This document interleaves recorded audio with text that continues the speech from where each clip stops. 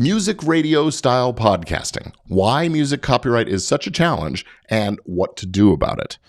A Facebook forum recently had a post that wondered what's involved in creating a music-focused show, like the morning radio many of us grew up listening to.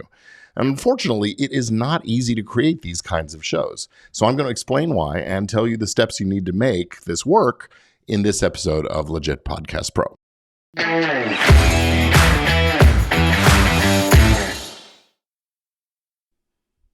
Welcome back to another episode of Legit Podcast Pro. I'm Gordon Firemark, the podcast lawyer, and this is the show where I share information, tips, and strategies to level up your podcasting game and create content like a Legit Podcast Pro. So here's the question that I saw in one of the podcast-centric forums on Facebook. Are there any more radio show-style podcasts out there that incorporate music sections? I grew up with morning radio, and it was just a part of getting ready and the ride to school. I love it. Now, I cannot find a morning radio show I enjoy. NPR is great, but I want more music in between. The pop stations have decent music, but the talking bits are just dumb, shallow content. And you know what they say, if you want it done right, do it yourself. I was just curious if it were even legally possible, without me changing careers, to have a podcast that combines music into the show.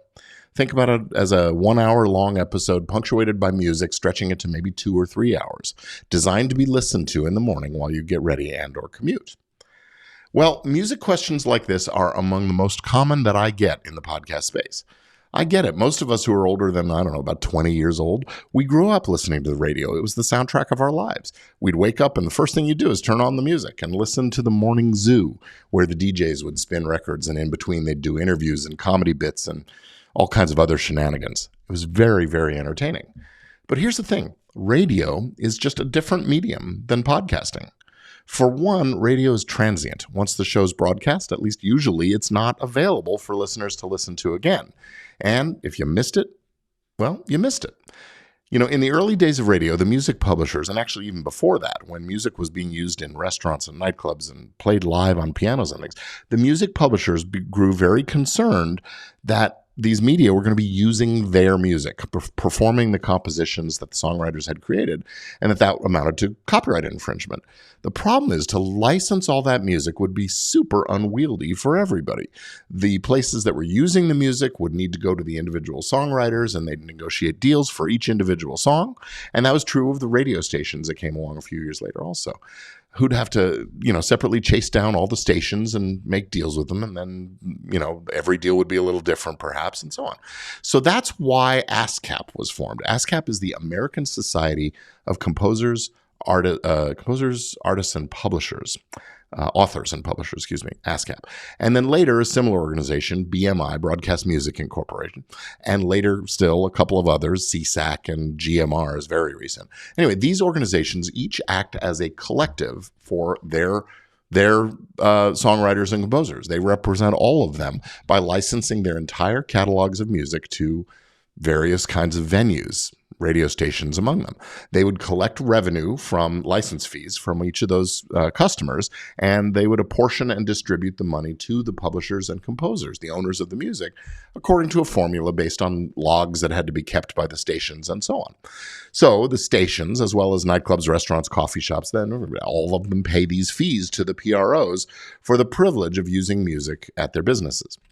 But podcasts are different. When you make a podcast, you're combining the music you use with other material, and you're making a new recording. That is a different right under the copyright law, and it's not one that the PROs are allowed to license. It's not part of the deal. So as a podcaster, if you want to use a song, you've got to track down all of the owners of all of the copyrights involved, the songwriter and the publisher, and if it's a piece of music, also the recording. Before the digital era, there wasn't a similar public performance right under copyright law for performances of sound recordings. But nowadays, for the digital world, there is such a right. So recordings of songs, which have a separate copyright, they're separate works, they do have a performance right. What that means is that if you want to use a recording of a composition for a digital product or a transmission, you not only have to get permission from the composer or publisher, but also from the owner of the recording, usually the record label. And that's not all. Because you're going to distribute the new recorded episode both as a stream And as a download, there are other rights involved. The download actually makes a copy of the song and the recording on the listener's device, unlike radio, where it just gets broadcast and then sort of disappears into the ether.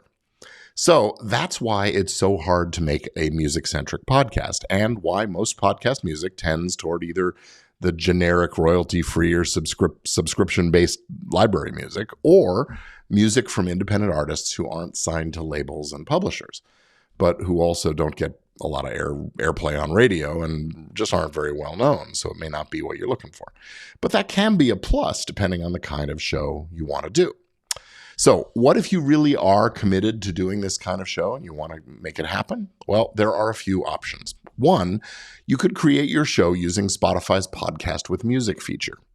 Now, this is not a seamless radio show style thing. It's basically you talk for a bit and then you notify Spotify, okay, play a particular song at this point, or two songs, and then back to the talk. And it's sort of talk, hard stop, music, hard stop, talk, hard stop, and so on. Spotify sort of does this all programmatically, but it's not a seamless transition. There's no talking over the tail end of the music or things like that. And it's only available with the full songs to Spotify's paid subscribers. The rest of us would just hear 30 seconds or so of each song and then back to the talk. And it won't be distributed with the music at all to people listening on other services through RSS feeds and those kinds of things. That's because Spotify has a deal with an organization called SoundExchange that acts like the PRO for the recordings. But that deal only allows for this if it's a non-interactive stream. That is, the user can't navigate back and forth to listen to just the songs, can't be downloaded, and so on. So it's limited to Spotify's paid service only. Now, the other approach is to actually license all the music for your show. Now, that's not that big of a deal if you want to use one song as your show opener or something like that, or just once in a blue moon. It takes a little bit of time and those kinds of things, but you can make a deal. And I'm aware of some very big famous podcasters who've made some really cool deals for a particular song that is the title song of their show or something. But if you want to do a radio show like we've been talking about, well, and you want to use famous songs and recordings, you're going to have to spend an awful lot of time tracking down the owners, requesting licenses, negotiating the terms, and you're going to spend a lot of money paying for the right to do it. And because ASCAP and BMI don't license all the rights you'll need, it's going to be better just to bypass them and negotiate all of the rights directly with the copyright owners, if you can. So if you've got the staff and the budget to do this, awesome. Expect each license to take at least a few weeks, and plan your production and distribution schedule accordingly. Now, over time, all of this gets more streamlined as the owners get to know and understand you, and the deal teams become more consistent, and so on. And there have been a couple of companies that sort of tried to get in there and become the middlemen for this kind of thing, but it's been years of them trying, and so far success has been, well, mostly elusive. So here's what I think needs to happen before radio-style music podcasts can become a reality on a large scale. First, podcasters have to be willing to pay for music. Number two, music copyright owners need to see that there's a business case for doing micropayment kinds of deals tied to a smaller audience numbers so it's accessible for podcasters. And podcast creators need to build audiences that are large enough so that the revenue model works all the way up and down the economic ladder of these kinds of shows. And a licensing clearinghouse really does need to be established. Perhaps it's ASCAP and BMI or SoundExchange or whatever. Maybe they can get their repertoires into doing this kind of thing.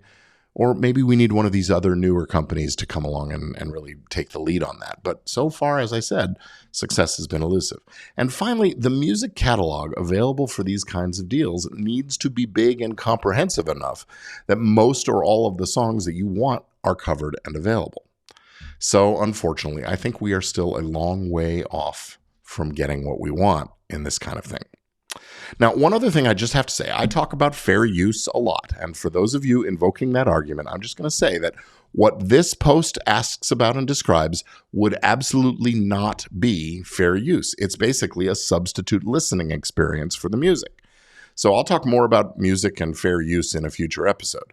But for now, I'm Gordon Firemark, the podcast lawyer, and I am back every Thursday with a new episode of Legit Podcast Pro. So I'll see you again next time.